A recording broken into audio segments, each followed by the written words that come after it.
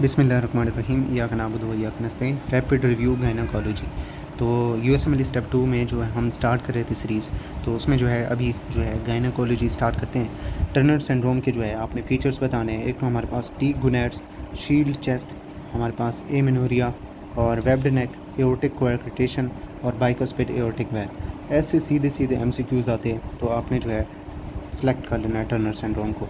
ऐसे कोई भी आपको पूछ लेगा, स्टीक गुनैड्स दे देगा आपको, एमेनोरिया देगा, वेब्ड नेक ये जो है दे देगा, प्लस हमारे पास एओर्टिक कोएक्रिटेशन जो है ये दे देगा, तो आपने क्या है चुप करके जो है टर्नर सिंड्रोम को क्या है सिलेक्ट कर लेना है एमसीक्यूज़ में, ठीक है। फिर मोस्ट कॉमन काज बतानी है आपने एमेनोरिया की, ये है प्रेगनेंसी की वजह से जो है एमेनोरिया हो जाता है, ठीक है मोस्टली।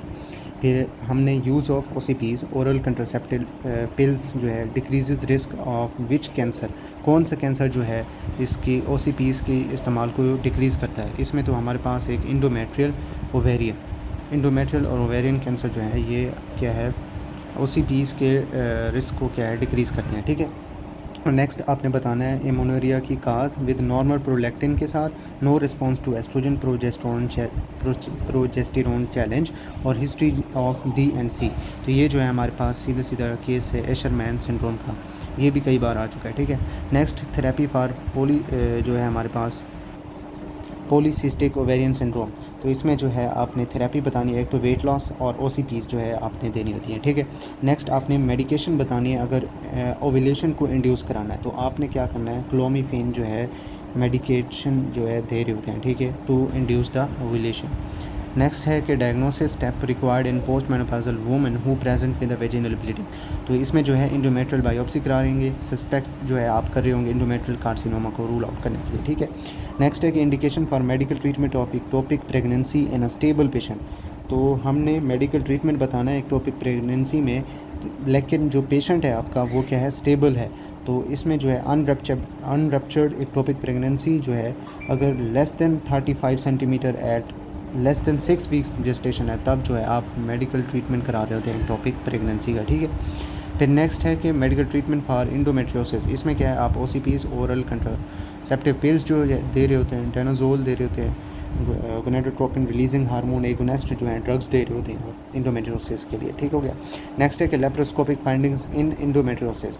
इसमें क्या है पाउडर बर्न्स जो है, चॉकलेट सिस्ट जो है आपको नज़र आ रही होती है, ठीक है। नेक्स्ट है most common location of ectopic pregnancy, ampulla of जो फ्लोपियन ट्यूब है ना, वहाँ पे आपको ये जो है मिल रही होती है इक्टोपिक प्रेगनेंसी, ठीक है। नेक्स्ट है हमारे पास नेचुरल हिस्ट्री बतानी है हमने लायोमा की, ठीक है। इसमें क्या है कि रिग्रेस हो जाता है मेनोपास के बाद, ठीक है। ट्रीटमेंट भी बताना है हमने बैक्टीरियल वेजिनोसिस का। इसमें क्या है ओरल मेट्रोनिडाज़ोल जो है आपने दे देना है बैक्टीरियल वेजिनोसिस को ट्रीट करने के लिए।